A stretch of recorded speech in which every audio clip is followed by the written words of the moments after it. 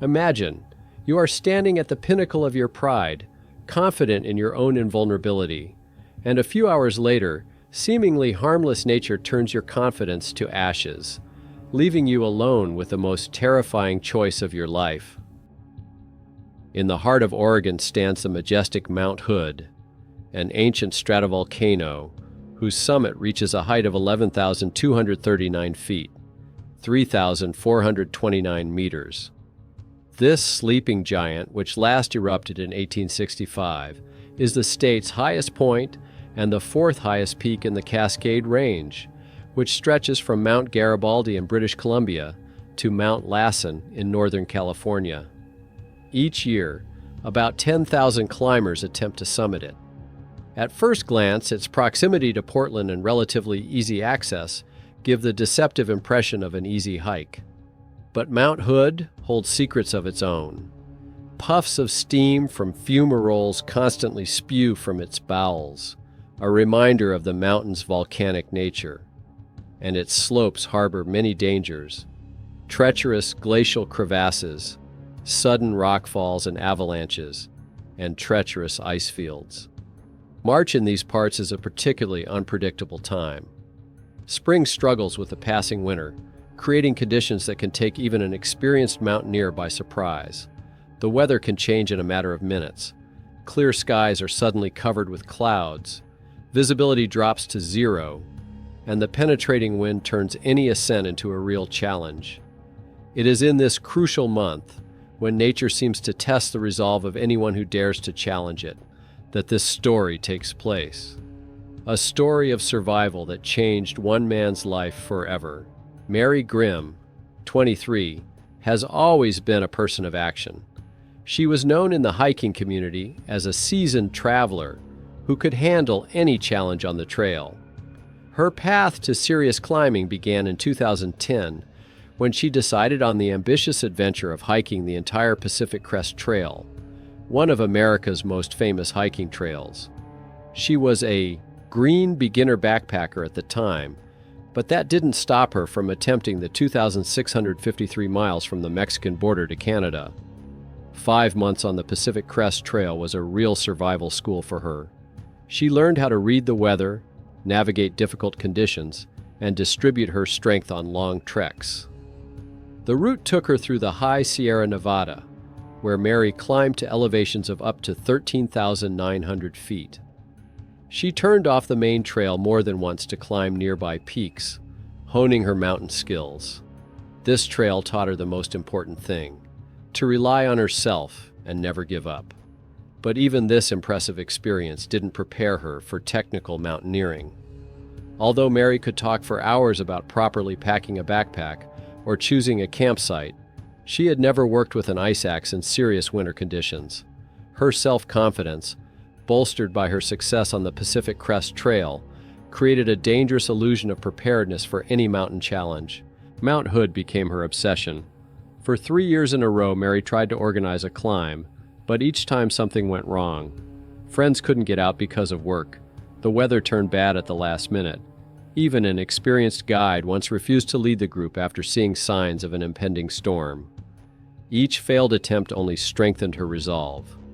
Mary often arrived at the foot of the mountain, studying the routes, imagining herself at the top. Hood seemed to tease her, showing up in all its splendor on clear days and hiding in the clouds when she was ready to climb. By March 2013, the cup of her patience had overflowed. After another setback to her climbing plans with her group, Mary made a decision that experienced climbers would call reckless. She decided to storm the summit alone. After all, isn't that what the Pacific Crest Trail had taught her? The ability to handle adversity on her own? Her self-confidence, bordering on arrogance, drowned out the voice of reason. Mary was convinced that she could push through any obstacle with her persistence, as she had done so many times before. On the evening of March 23rd, she methodically packed her backpack, preparing for what was to be the fulfillment of her long-held dream. She had no way of knowing that this training camp would be the beginning of a 6-day struggle for survival in some of the harshest conditions a person could face in the mountains. Mary had yet to learn that sometimes the line between a dream and a nightmare can be thinner than the blade of an ice axe. The morning of March 24, 2013 was surprisingly calm. Mary arrived at Timberline Lodge, a historic hotel at 6,000 feet that serves as the starting point for most climbs on Hood. The parking lot was nearly empty. Experienced climbers usually begin their ascents in the wee hours of the morning so they can descend before the weather may deteriorate. But Mary wasn't alarmed. Her gear would have alarmed any climbing instructor. Instead of warm, specialized winter climbing clothes, she wore ordinary running leggings with shorts over them, a light jacket, and simple trail running shoes. Equipment more suited for a spring jog than for serious winter climbing. My parents' shabby backpack contained the minimum survival kit: a simple ice axe, a thin plastic poncho, a few Nutri-Grain bars, a pack of Keebler crackers, and some chia seeds. There was no warm sleeping bag, no tent, no extra layers of clothing. She hadn't brought an emergency beacon or GPS unit, and in her complacency, she hadn't even left anyone with information about her planned route. A fatal mistake that would later play havoc with her. The first few hours of the climb went relatively smoothly. Mary moved steadily up the southern route, admiring the views. The weather, favorable at first, gradually began to change. Somewhere above 7,000 feet, she saw the first signs of impending trouble as heavy clouds covered the sky, and the wind became more and more piercing. But Mary kept climbing. She had waited too long for this moment to turn back because of a few clouds. She was confident that she could reach the summit before the weather finally turned bad. This decision was the beginning of a chain of events that would turn her desired climb into a real nightmare. It was at this point that Mount Hood was preparing a cruel lesson for her. As she climbed above 9,000 feet, Mary noticed the weather changing rapidly. The clear sky was covered by heavy clouds that descended lower and lower, as if covering the mountain with a thick blanket. The wind, barely noticeable an hour ago, had now increased to a gale. Visibility worsened by the minute, until Mary found herself in what experienced climbers call white noise, when the sky and snow merge into one white veil, obliterating all reference points. In a matter of minutes, the world around her changed beyond recognition. Visibility dropped to almost zero. The penetrating wind increased so much that every step was difficult. The snow, driven by the fierce gusts, whipped painfully at her face, and the cold penetrated even through the layers of her clothes. Mary was trapped in a classic mountain storm, which experienced climbers consider one of the most dangerous phenomena in the mountains. Somewhere here, on a steep slope covered with ice and snow, she finally realized the seriousness of her situation. Her soaked gloves did little to ward off the cold. She had to alternate between hiding her hands in the pockets of her jacket in an attempt to keep warm. Her ice axe, her only safety net on the steep slope, was slipping on the hard ice. At one point, she saw something through the white haze that made her heart sink. The dark silhouette of a sheer cliff covered with ice crust appeared in front of her like an impregnable wall. Even with the right equipment and in good weather, this section would present a serious technical challenge. In the current conditions, it would be pure suicide to continue the climb. For the first time all day, Mary was truly afraid. Turning back, she tried to find her way down, but in the white noise conditions, it was almost impossible. The compass was useless. She couldn't determine where the south slope was with a beaten path. The snow and wind turned the familiar world into an endless white space, where the top and bottom seemed to have swapped places. Each step could lead either to rescue or to another dangerous section. Fatigue and cold were beginning to take their toll. My fingers were already struggling to hold the ice axe, and my soaked clothes seemed to be sucking out the last bits of warmth. Realizing that she needed to descend to a lower altitude as quickly as possible, Mary took the desperate step of using a controlled sliding technique. In normal conditions, this is a standard technique. A climber slides while sitting on a slope, controlling his speed with an ice axe. But in conditions of almost zero visibility, this maneuver was akin to Russian roulette. As she began to slide, she realized almost immediately that she had made a fatal mistake. In the darkness and snow swirl, she hadn't noticed the gentle slope steepening sharply downward. Her ice axe, her only means of braking, was sliding on the ice, unable to find a foothold. A sudden gust of wind knocked her completely off balance. Her body began to tumble haphazardly down the slope, gaining deadly speed. In those endless seconds, all she could do was clasp her hands to her chest and try to brace herself, hoping the next blow wouldn't be her last. 40 feet of free fall ended with a series of hard impacts against ice and trees. When she finally came to a stop, her first thought was, "I'm alive." But the joy of that realization was quickly replaced by a sharp pain in her leg. In pitch darkness somewhere on the western slope of the mountain, far from her intended route, wounded and frozen, Mary found herself in what climbers call their worst nightmare. And the night was just beginning. The first thing Mary realized after her fall was that she was still alive. Lying in the snow, she methodically checked her body for injuries. Her arms were moving, but her left leg was in sharp pain. In the light of her headlamp, she saw a large gash on her thigh. The cold partially dulled the pain, but Mary knew that this temporary relief could turn into new danger. Night was coming on inexorably. Her soaked clothes were quickly becoming ice-crusted, and the temperature continued to drop. The first thing she did was pull out her cell phone, but there was no connection, as she expected. It didn't matter anymore, though. No one even knew she was on the mountain. Staying put meant certain death from hypothermia. We had to move. Every attempt to get up ended in a fall. Her right leg twisted, unable to bear the weight. After several painful attempts, Mary realized she couldn't walk.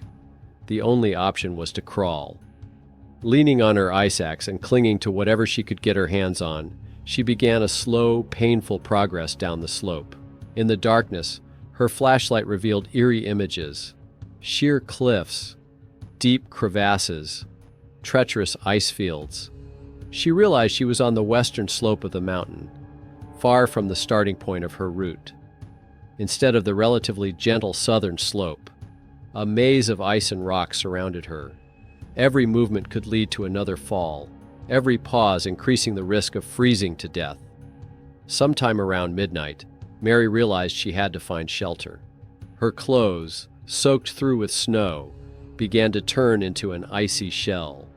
The shivering became so intense that she struggled to hold her ice axe. After much searching, she found a small alcove under a rock ledge, where the wind was a little weaker. Taking a plastic poncho out of her backpack, she tried to create some sort of shelter. This first night was a real test of fortitude. The temperature had dropped well below freezing, and her athletic clothes, designed for warm weather running, offered little protection from the cold. Mary couldn't allow herself to sleep. She knew that in her condition, sleep could be fatal. To stay warm, she constantly moved her arms and legs, massaged her limbs, and tried to do simple exercises. The first rays of dawn brought a new realization of the gravity of the situation. In the morning light, she was finally able to assess her situation. An endless maze of glaciers, cliffs, and steep slopes stretched around her. Timberline Lodge and the southern route remained somewhere far away on the other side of the mountain. And ahead was a new day that brought with it new challenges, and she had less and less strength left to deal with them. The next few days became an endless struggle for survival. Every morning she woke up with one thought: she had to move. But where to? In the fog that periodically enveloped the slopes, she could not determine the right direction. Mary realized she was on the west side of the mountain, but the steep slopes and deep snow made movement nearly impossible. By the third day, food supplies were running low. Only wrappers remained of a few cereal bars and a pack of crackers. Her last hope was a handful of chia seeds, which she decided to save until the critical moment. The hunger was still manageable, but the thirst was one of her greatest challenges. Mary quickly realized that eating snow directly was not an option.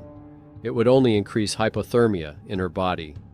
The only solution was a plastic water bottle she had in her backpack. Filling it with snow, she pressed the bottle to her chest and breathed on it slowly, directing the warm air onto the plastic. The process was excruciatingly long. It took about an hour of continuous breathing to melt enough snow for a few sips of water. In rare sunny moments, she placed the bottle on dark patches of rocks, hoping the sun's heat would speed up the melting process. But more often than not, she had to rely solely on the warmth of her own breath. In the evening, when her strength was exhausted, even this simple process became an ordeal. Each exhalation was difficult, and her lips were numb from the constant contact with the cold bottle. On the mountainside, Mary found a relatively sheltered spot under a rocky ledge. Using her ice pick as a makeshift shovel, she began methodically digging a depression in the dense snow.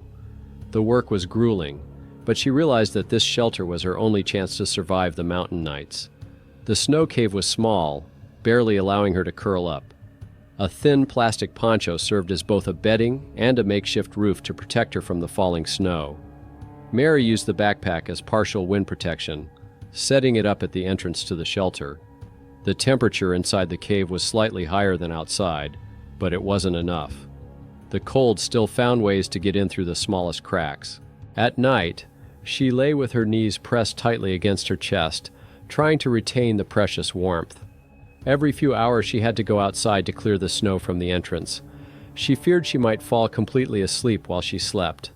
Her soaked clothes were freezing right on her body, turning into an icy shell, and her toes in her soaked sneakers were gradually losing sensation, the first sign of impending frostbite. On the fourth day, Mary felt her strength was running out. Trying to crawl through the deep snow was draining her energy. In moments of lucidity in the fog, she could see the wooded slopes below, so close and yet so out of reach. But to go down there meant losing the chance of being seen by the rescuers, if they looked for her at all. In the evening, as the sun began to set over the horizon, Mary felt she could no longer deny the obvious. Pulling her phone from the inside pocket of her jacket, where she'd been keeping it safe from the cold, she saw that the battery was holding on to the last % of its charge. There was still no connection, but the camera was still working. With trembling hands that barely obeyed from the cold, she pressed the record button. The light from the setting sun fell on her face, emphasizing the marks of exhaustion and despair of the last few days. "Mom, Dad." Her voice trailed off. She stopped several times, trying to gather her thoughts. "I didn't mean for it to end this way. I'm sorry for my arrogance, for not listening to you, for going alone." Each word was difficult to say, partly from exhaustion, partly from the rush of emotion. She spoke of her love for them, of how much she appreciated everything they had done for her, asking them not to blame themselves for what had happened. Tears rolled down her cheeks, freezing instantly in the frosty air. When she finished recording, she sat still for a long time, staring at the fading light. At that moment, for the first time, Mary truly allowed the thought she had been so diligently chasing away from her all these days, the thought that she might not survive. This realization, paradoxically, brought some strange calm. As if accepting the possibility of the worst outcome, she was finally able to fully realize the value of every minute of life she still had left. The night after the video had been recorded had been the hardest. Exhaustion had reached a critical point, and the cold seemed to penetrate her very soul. Mary began to fall into a half-awake state where reality mixed with hallucinations. She saw the lights of rescue helicopters, heard the voices of people, but every time she opened her eyes, she found only darkness and endless snow. By dawn of the fifth day, her body was at its limit. The last crumbs of food were long gone, and her attempts to melt the snow with her breath were no longer working. She was too weak. The cramps from the cold had become so severe that she couldn't control them. In rare moments of mental clarity, Mary realized that if help did not arrive in the next 24 hours, she would have no chance. By the sixth day on the mountain, reality began to blur for Mary. Exhaustion and cold had done their work. Periods of clear consciousness became shorter and shorter, replaced by strange visions. Sometimes she thought she was at home in a warm bed, dreaming the whole nightmare. But the fierce mountain wind brought her back to the harsh reality each time. These days, it was as if nature was testing her strength. In the morning, small avalanches began to descend the slopes, some passing very close to her shelter. The snow from these avalanches periodically covered the entrance to the cave, and Mary had to dig out time after time, losing precious strength. Each time she climbed out, she risked being swept away by another avalanche. The last handful of chia seeds she had so carefully stored had run out the day before. Now her only food was snow, which she melted in her mouth in small portions. Her stomach had long since stopped churning with hunger spasms, and now there was only emptiness and a strange lightness throughout her body. Her snowy cave, which had once seemed like a safe haven, was now more like a tomb. The walls were constantly crumbling, requiring constant work to reinforce them, and the poncho, crusted with ice, had become like a hard shell. She barely slept at night, fighting the irresistible urge to close her eyes and let the cold take over. In one moment of enlightenment, Mary realized she had to change position. She could see the avalanches becoming more frequent, and her current shelter was becoming more and more dangerous. Gathering her last strength, she began to move slowly along the slope, looking for a safer place. Each movement was incredibly difficult. Her right leg was almost unbendable from the cold, and her left leg was a constant reminder of the sharp pain at the site of the injury. As she moved through the deep snow, she suddenly fell chest-deep into a hole in the snow.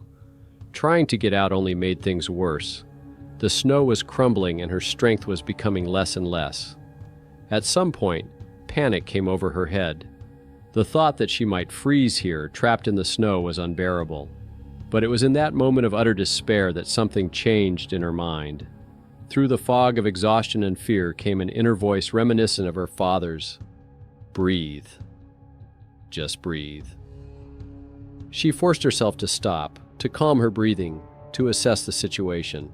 Slowly, methodically, she began tamping down the snow around her, creating something like steps. It took almost an hour, but eventually she managed to get out.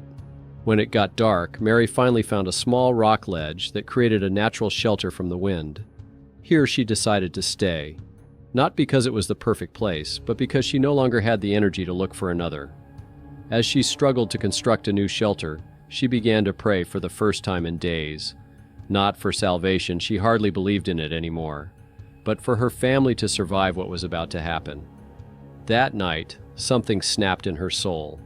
But along with despair came a strange calm, the kind that comes when one accepts one's fate, whatever it may be.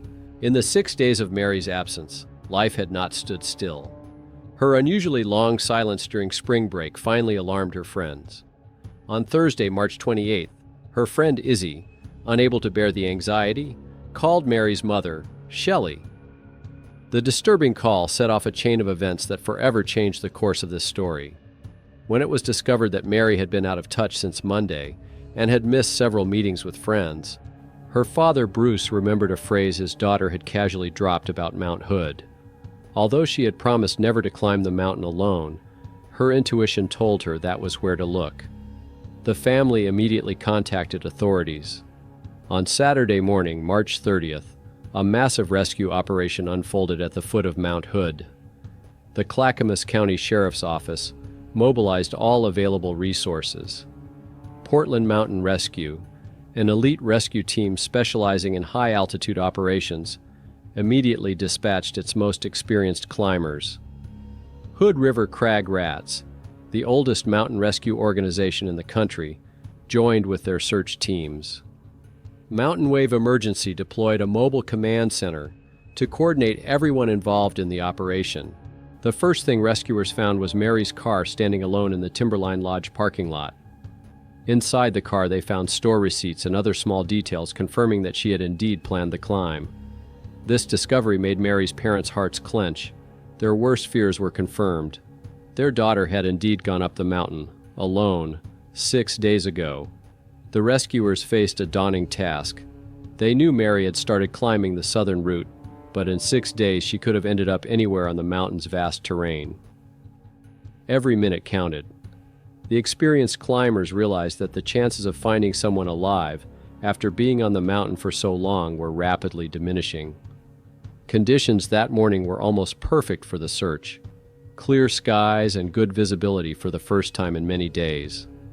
The Oregon National Guard's Black Hawk helicopter took to the air around 10 a.m. The helicopter was in the air. The crew, performing a test flight before a full-scale search, began methodically surveying the mountainside. Mary awoke in her shelter with an unexpected sense of peace. Something had changed in the atmosphere. For the first time in days, the sun was peeking out, warming the frozen ground with its rays. She climbed out of her hiding place, trying to melt some snow using a bottle. That's when she heard it, the distant chatter of helicopter blades. At first, Mary thought it was another hallucination, but the sound became more and more distinct. Gathering her last strength, she began waving her arms, shouting, doing everything she could to attract attention. The helicopter appeared from behind the slope, its silhouette clearly outlined against the blue sky. The crew spotted it, a small figure on a white slope near Sandy Glacier, at about 4,600 feet, well below and west of the standard route. A Black Hawk military helicopter hovered over the slope, its powerful blades kicking up a veritable snowstorm. Mary, shielding her eyes from the snow flying in all directions, watched a rescue medic slowly descend from the vehicle on a tether. The cable swayed in the wind, but the professionalism of the crew allowed the helicopter to be held virtually stationary. The medic landed on a snow-covered ridge about 50 feet above her position. As he trudged through the deep snow toward Mary, he maintained visual contact with her at all times. "Are you Mary?" His shout barely broke through the noise of the propellers. She could only nod, feeling the tears instantly freeze on her cheeks. It was the first time in 6 days she'd seen a living person. "We have to get to the evacuation point." The medic pointed to a spot where a lifeline with a lifting device was secured, about 30 feet diagonally upward, a distance that under normal circumstances could be covered in a minute. But to Mary, exhausted from 6 days of fighting for life, with an injured leg and an exhausted body, this last stretch of the journey seemed endless. She began to crawl slowly through the snow, clinging to every bump. The medic followed close behind, ready to help at any moment, but realizing that she had to make it on her own. The snow was too deep to carry her. The last meters to salvation were no easier than all the previous days of fighting for life, but now there was a goal in front of her eyes again. When Mary finally reached the rescue device, the medic quickly and skillfully secured her into the special chair. The signal was given and the tether began to slowly lift them towards the hovering helicopter.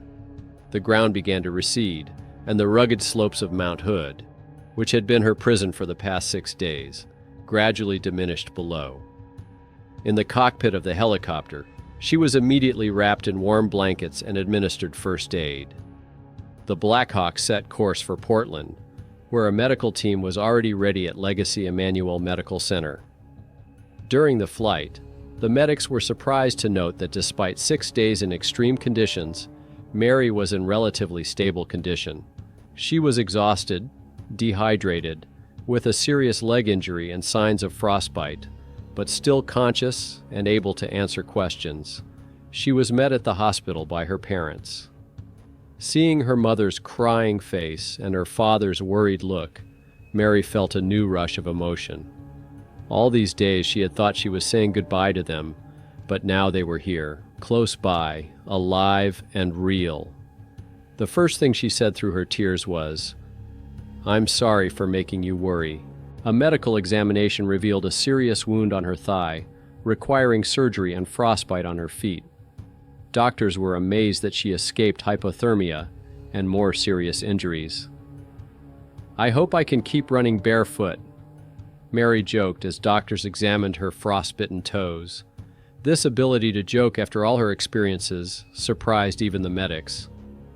The very next day, she gave a brief interview from her hospital room. "I have a purpose in life," she said, "and now I know for sure it's not just words." Her eyes glowed with a new understanding that only comes after facing death and coming back.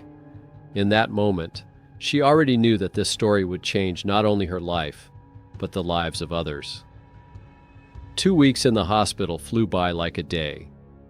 While the doctors struggled with the effects of frostbite and treated her injured leg, Mary learned anew to appreciate simple things.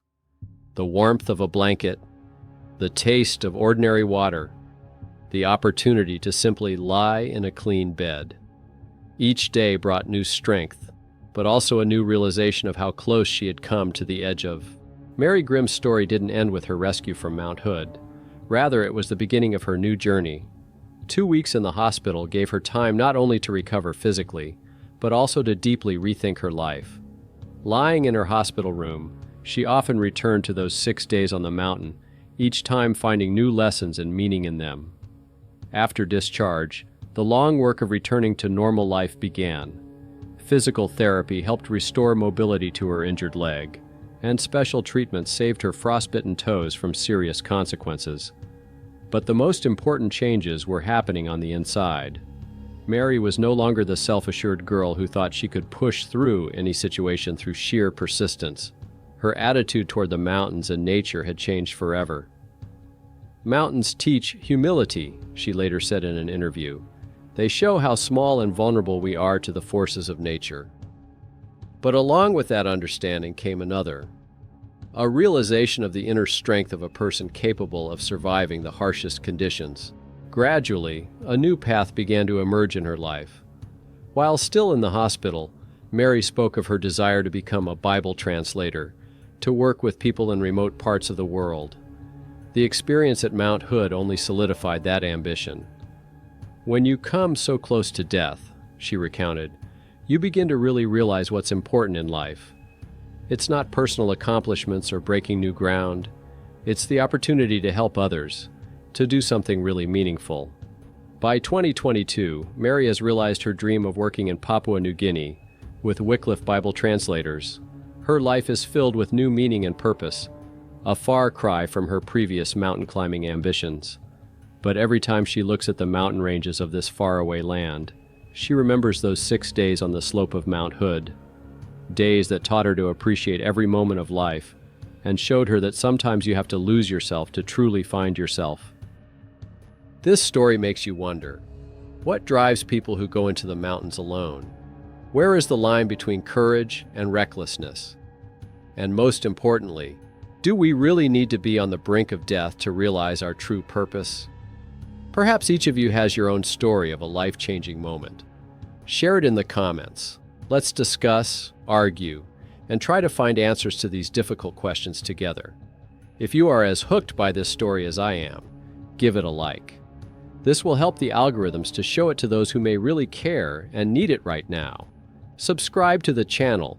There are many more stories to come about people who have gone through incredible trials and found their way through them. And now I'm saying goodbye to you. Take care and remember, sometimes fate gives us a second chance for a reason.